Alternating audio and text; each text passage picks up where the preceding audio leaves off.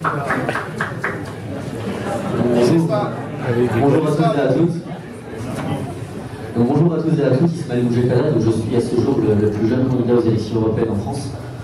Simplement, avant de commencer à me présenter et expliquer ma démarche, j'aimerais bien préciser une petite chose. J'aimerais bien que mes camarades posent leurs fiches et parlent vrai.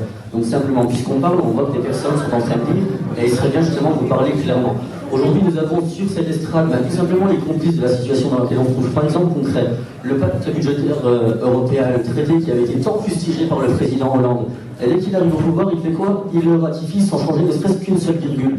Donc ça montre bien qu'UMP et Parti Socialiste, tout simplement, ça donne le même résultat. Deuxième chose, je vois des personnes, je suis totalement indépendant. Je vois des personnes totalement indépendantes, je vois des personnes du Front National notamment, et je tiens à dire que justement, à cause des candidats UMP et PS, nous arrivons à un point où justement le Front National arrive en tête. Et maintenant on s'en étonne, on voulait faire des vierges, pardon, et pas boucher sur les bateaux, mais à qui la faute? On se pose la question.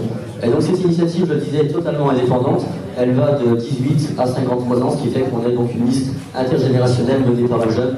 Pour une fois, on ne place pas les jeunes justement pour baisser la moyenne d'âge. Vous ne m'avez pas précisé, je vous demande de quel parti vous êtes, mais et sans étiquette.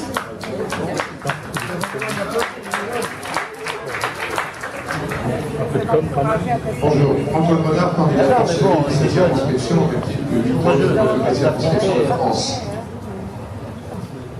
Cet ensemble ne devra et ne pourra pas rester une simple construction économique ou technique.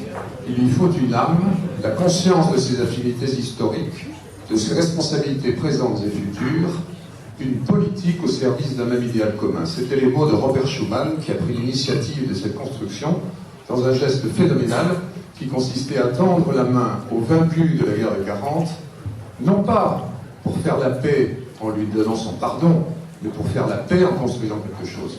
On a perdu de vue ce souffle politique considérable, et on a développé une relation qui oublie l'homme, parce qu'elle est en train de se prendre les pieds dans le tapis avec des constructions de plus en plus complexes, de plus en plus difficiles, de plus en plus impersonnelles.